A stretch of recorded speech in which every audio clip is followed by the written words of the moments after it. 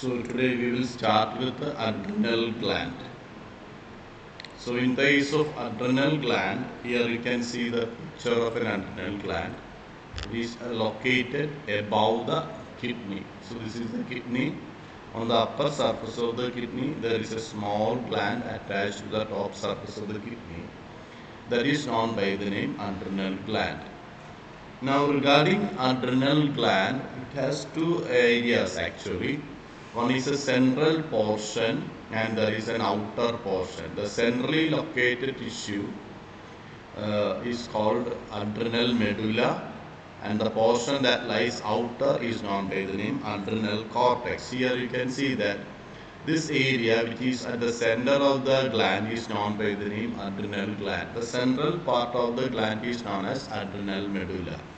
And those regions which are on the outer side of the gland are known by the name adrenal cortex. So in the case of this adrenal gland, this adrenal medulla is producing some hormones, and adrenal cortex is also producing a different type of hormones. So in case of adrenal gland, we can find two different types of hormones are there.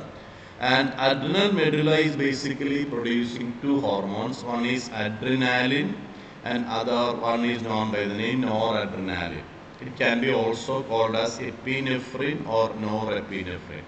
So either you remember adrenaline or noradrenaline, or you can remember epinephrine or norepinephrine.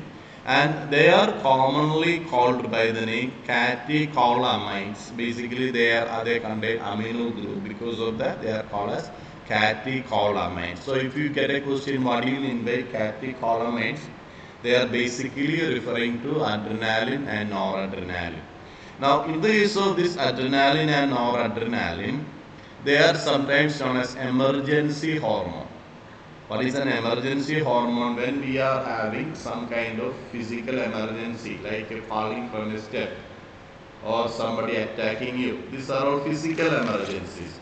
Or we can have psychological emergency, a kind of tension. You are having an exam tomorrow, you will be stressed, you will be having some tension. So in all these events, these two hormones known by the name adrenaline as well as noradrenaline will be released by your body, and to prepare your body for some event, like either to fight with someone or to flight. Flight means run and escape. So in both situations you can see that there is an excess production of adrenaline. So and that is why we call it by the name emergency hormone. It prepares our body for any kind of emergency. If somebody is going to attack you, the adrenaline will be released by your body. That makes your muscles very strong, very stable, and either to fight with him or to run and escape from him. So that is why it is known as a fight or flight. There are two events which are critical. So when there is no possibility of escape, the possibility of winning a fight, the best strategy to keep our life alive is to fly. That is the run and escape. That is what everybody is doing. So these hormones will be increasing your alertness, your level of alertness, pupillary dilation. That said, your eyes will be more dilated to receive maximum eyes, to have a better vision.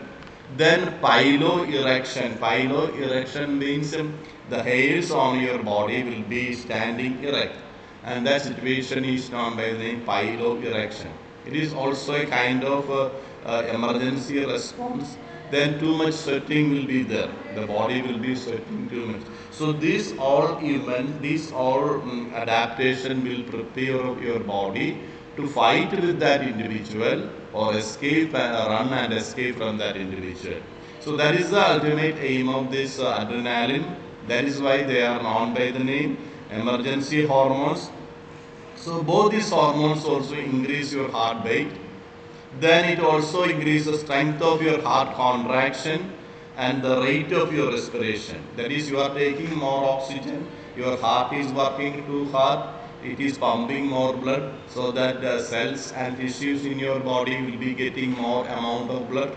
These all will prepare your body physiologically or biologically, so that you are in a better position to either fight with that enemy or run away from that enemy. So that is the purpose of this adrenal gland. So adrenal gland has two kinds, two structures are there. One is an inner area which is known by the name adrenal medulla, and other is the adrenal cortex which is located on the outer side. In case of adrenal medulla, we have seen that two hormones are produced, which are adrenaline as well as noradrenaline. Otherwise, we call it as epinephrine as well as norepinephrine. Now, coming to these catecholamines, catecholamines means adrenaline and noradrenaline. They are also involved in the breakdown of glycogen. Glycogen is a stored form of glucose, resulting in an increased concentration of glucose in the blood. So when adrenaline or noradrenaline is released by the body, what happens is that they will be acting upon the glycogen, which is a stored form of energy, as a kind of stored fat, and that will be converting glycogen into glucose. When glycogen is converted into glucose, amount of glucose or amount of sugar in your blood will be increasing. That's why it will be blood sugar increasing factor. So in addition, that will be also stimulating the breakdown of lipid and protein. That is, in your body there will be a lot of stored form lipids are there or fats are there. In addition to that, different cells and tissues in your body will be having a lot of proteins are also there. So what the adrenaline is doing is that adrenaline will be increasing the energy available for energy level in your body, or the glucose available for producing energy. So if you want to either run, you need a lot of glucose. The glucose breakdown of glucose is actually giving you the energy. So what adrenaline is doing, that adrenaline will be taking from whatever area this glucose can be collected. One area from which glucose can be obtained is from glycogen. Another area is from lipid and protein. This lipid as well as protein or fat and protein can be converted back into glucose. So basically adrenaline or noradrenaline is increasing the number or amount of glucose in your blood. So that is the ultimate purpose of the catecholamines or the adrenaline as well as noradrenaline. So it is preparing your body for physiological emergency or a psychological emergency. Then we have another gland, that is another area of the adrenal gland, that is adrenal cortex. Now these hormones are commonly together known by the corticoids. So there are many hormones which are produced by the adrenal cortex, this outer region of the adrenal gland, and they are known as adrenal. They are commonly known by the name corticoids.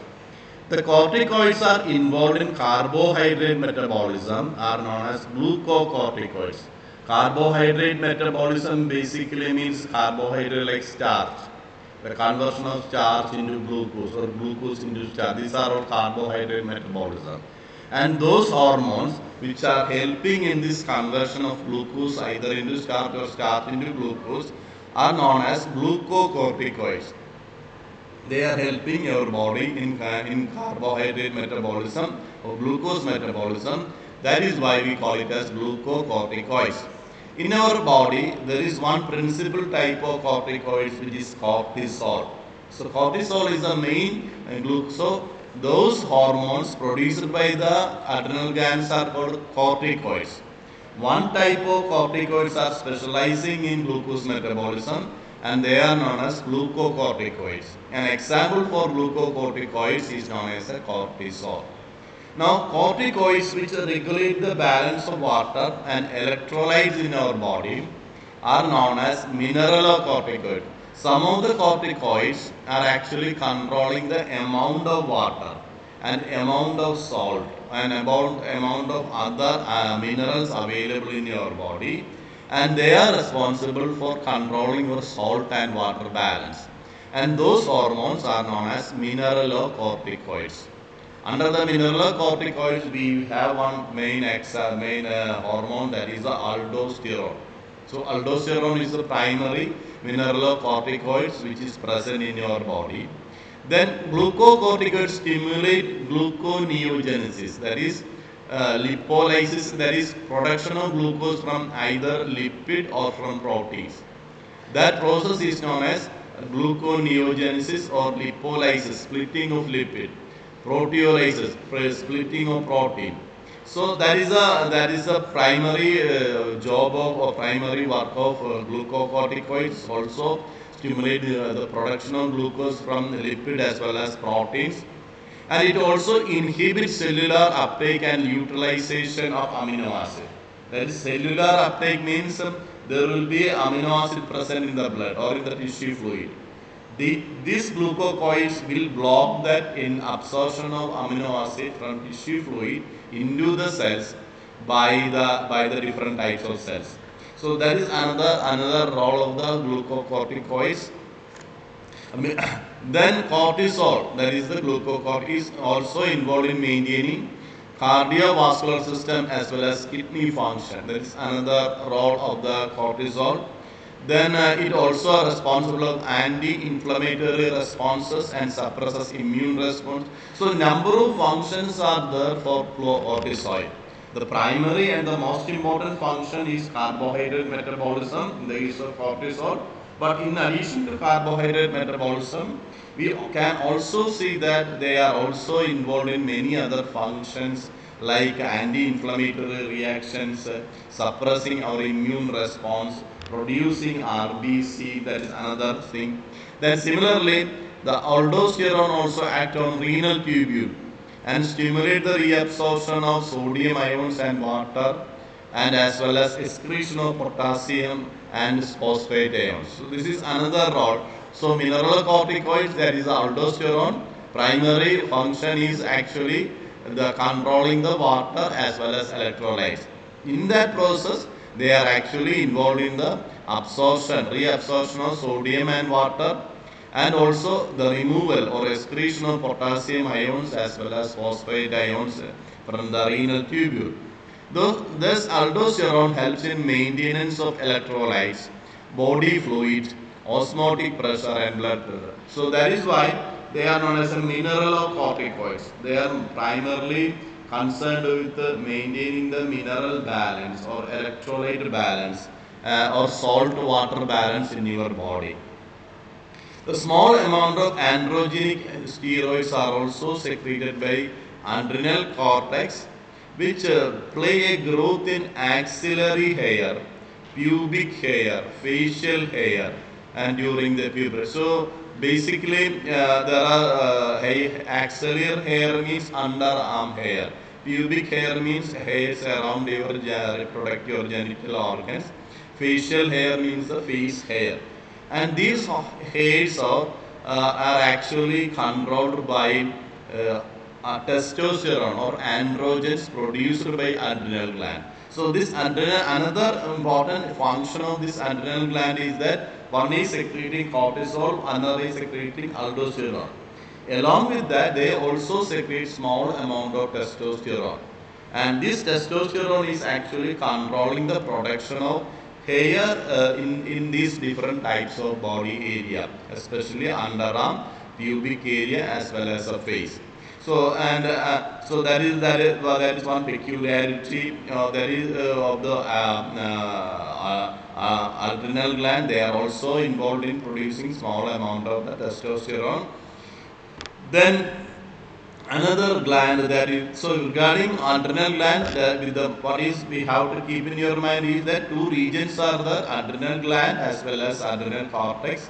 Adrenal gland, adrenal medulla is producing the what two hormones, adrenaline and noradrenaline.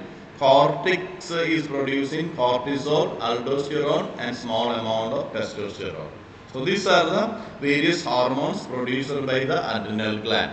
Now we will go to the second gland, that is the pancreas. Here you can see the pancreas. Basically this pancreas is located in the abdominal region, and now it is there is especially in between your small intestine, in the bend of the first portion of your small intestine. This is the small intestine. There is a U-shaped bend, and in that bending U-shaped bend region of the small intestine, we are finding a small gland known by the name pancreas. Now, pancreas is a composite gland. Composite gland means there are two types of gland. Basically, one is endocrine gland, other is exocrine gland. If you take our salivary gland, it is an exocrine gland because it has a tube or a duct. Saliva is produced by salivary gland. It is taken to our mouth cavity by a tube or a duct. Such glands are known as exocrine gland, otherwise known as a duct gland. Now, in case of endocrine gland, you have already seen that they do not have a tube or duct system. They produce the hormone and they release the hormones into the blood, and the blood will be carrying it to different parts of your body. Such glands are known by the endocrine gland. So, in case of pancreas, we are finding both these types of gland. So that is why we call it as a composite gland. It has an exocrine part as well as an endocrine part. Now the endocrine part of the pancreas is known by the name islet of Langerhans. The meaning of the word islet is actually island, a small island of Langerhans. Langerhans was the person who discovered this pancreas. So that is why it is on the islets of islets of, see here, can see that these are known as the islets of Langerhans. Now, there are about 1 to 2 million islets of Langerhans in a normal human pancreas, representing 1 to 2% of the pancreatic tissue. So, this is the entire pancreas. Out of this pancreas, inside the pancreas, around 1 million to 2 million, 10 lakh to 20 lakh, these kind of small group of cells are called islets of Langerhans are present. And these islets of Langerhans are the endocrine part of the pancreas. So they are the regions which are basically concerned with the production of endocrine hormones by the pancreas. So two types of cells in the islets of Langerhans are present. They are known as alpha cell and beta cell. This is A cell and B. This is alpha cell and beta cell. The alpha cell will be secreting a hormone known as glucagon, while the beta cells will be producing a hormone known by the name insulin. We can write this P as beta. So these are the two types of hormones that we can find here. You can see that also that two different types of cells are present in this region. This is the islets of Langerhans.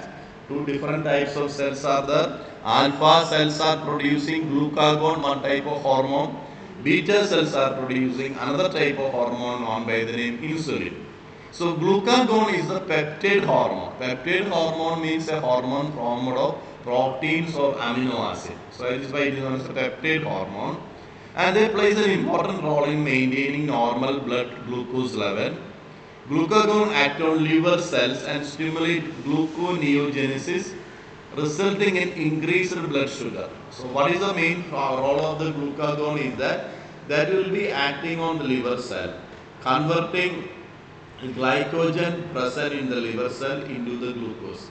So when glycogen is converted into glucose, more amount of glucose will be available in the blood.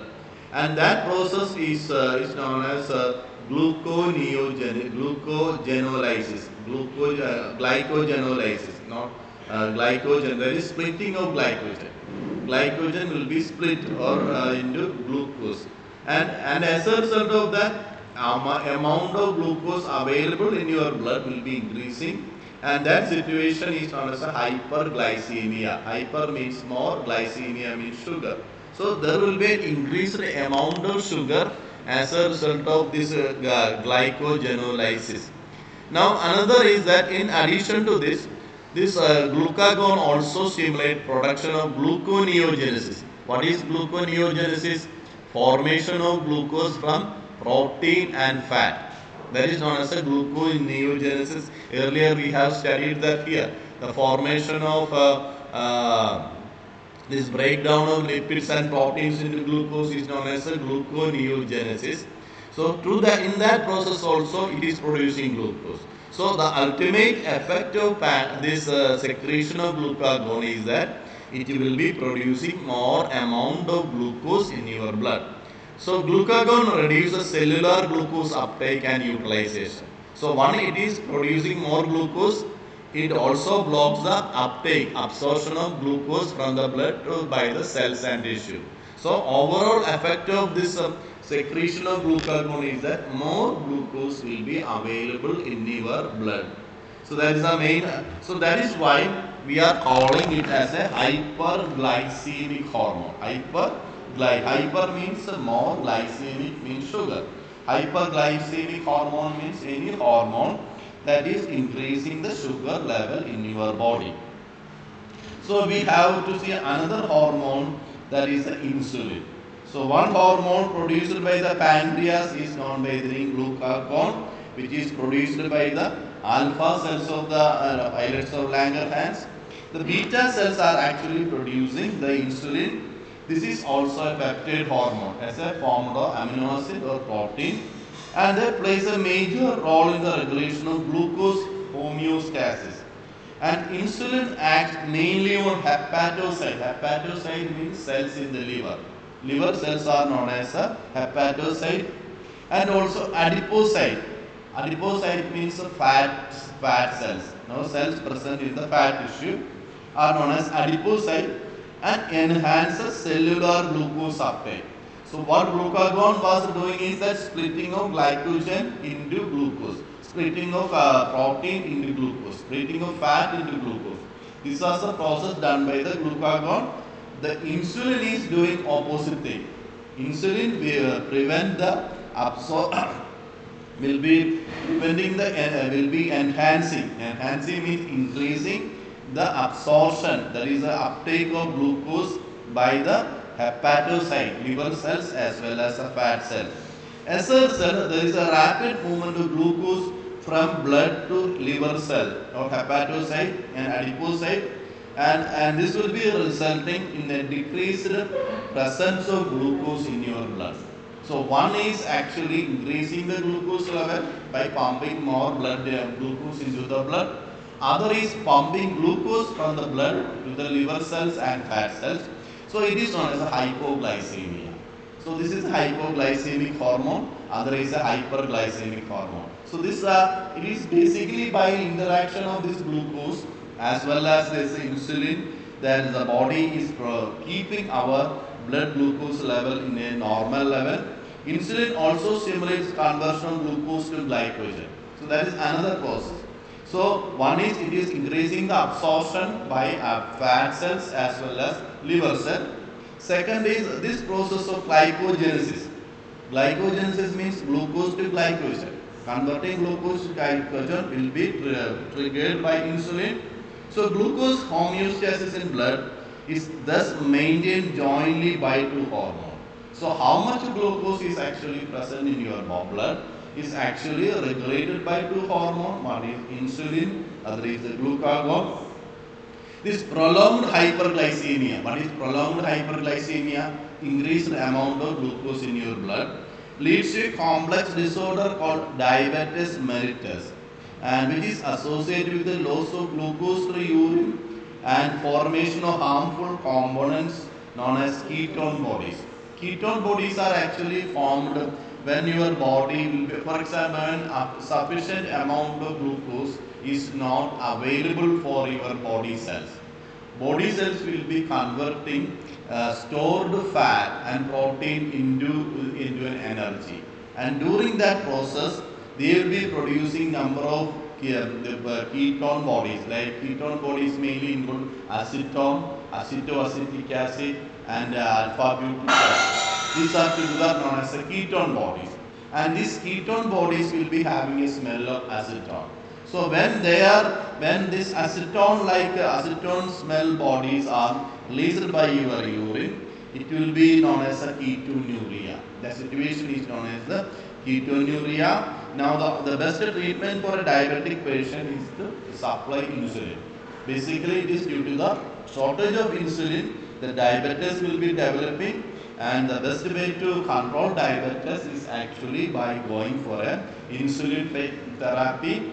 Earlier, what doctors will be doing is that they will be stimulating the beta cells of pancreas to produce more number of insulin by giving some kind of medicine. When that medication is no longer working, what doctors will be doing is they have to give artificial injection and daily, and that is known as insulin therapy. So insulin therapy is also now is the best method to control the diabetes. So this is what we have to study in this area. Two sections we have taught. One is the pancreas, another area is the adrenal gland. So we stop for today.